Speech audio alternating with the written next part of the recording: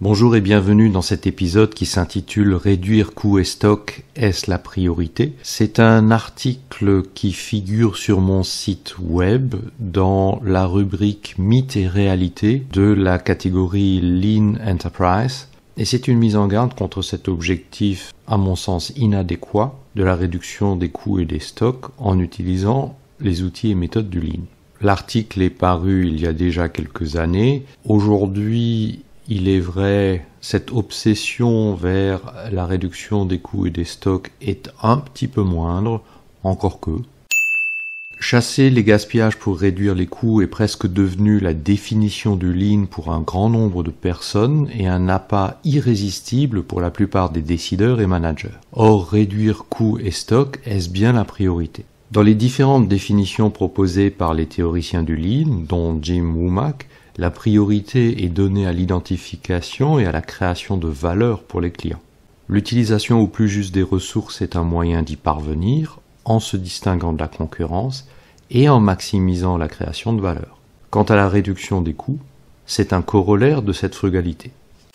Pourquoi cette obsession à propos des gaspillages et des coûts ?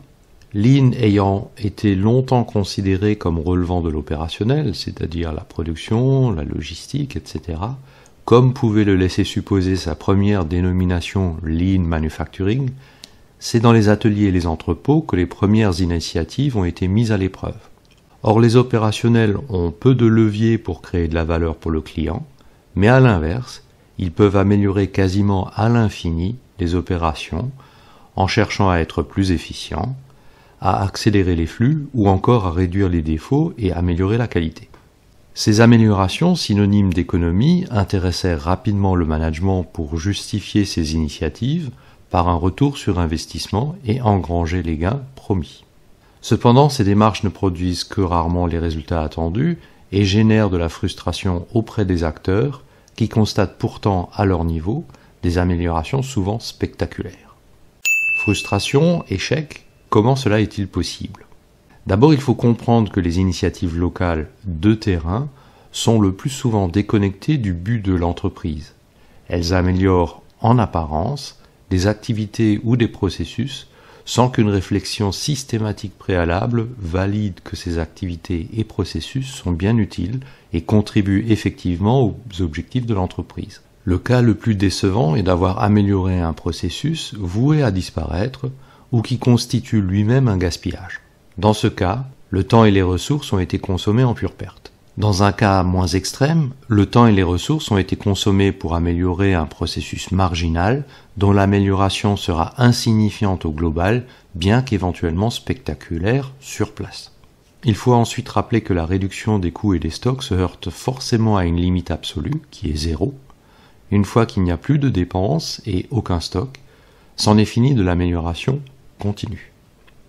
Bien entendu, il y a une limite pratique avant le 0, à partir de laquelle les activités ne peuvent plus se poursuivre de manière satisfaisante, ni pour les clients, ni pour les autres parties prenantes. Mais cette limite pratique supérieure à 0 ne fait que réduire le potentiel global. À l'inverse, l'accroissement des ventes est virtuellement illimité. Même si les ressources productives sont saturées, il est toujours possible de proposer de la valeur par des services ajoutés, tels que les livraisons express, la personnalisation, des services premium, etc. Or, ce levier, nettement plus puissant et plus rapide à mettre en œuvre, contrairement à ce que l'on croit, est rarement utilisé. Dès lors, quelles alternatives pour arriver au succès ? Une évidence qui commence à apparaître à celles et ceux qui embrassent le Lean Management est que tous les efforts doivent être alignés sur la finalité de l'organisation ou de l'entreprise. Autrement dit, les besoins d'amélioration découlent du but et des objectifs stratégiques et concernent les conditions nécessaires à l'atteinte de ces objectifs stratégiques. Ainsi, Lean ne peut se concevoir, à mon sens, que top-down, depuis l'intention stratégique vers les actions de terrain.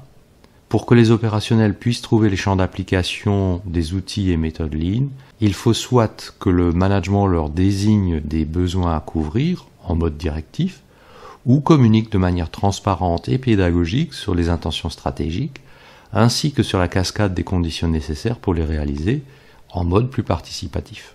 Une fois ces conditions nécessaires connues, les opérationnels peuvent mesurer l'écart entre l'état souhaité et l'état actuel, et travailler à réduire cet écart sur des sujets et périmètres pertinents. Cette communication se fait à l'aide de Hoshinkanri et des rapports à 3 lorsqu'on reste dans le cadre du Lean traditionnel, ou à l'aide de Goal Tree si l'on s'ouvre aux outils logiques de la théorie des contraintes, les deux étant parfaitement combinables. Si vous souhaitez en savoir plus sur ces différents éléments et les outils mentionnés, je vous invite à visiter mon site web personnel, l'article en question, dont le lien figure dans la description de cet épisode. Vous trouverez ainsi, depuis mon site, les liens vers les différentes méthodes et outils cités. Si vous avez trouvé de la valeur et de l'intérêt dans cet épisode, merci de le faire savoir et de le partager. À bientôt sur l'un de mes médias.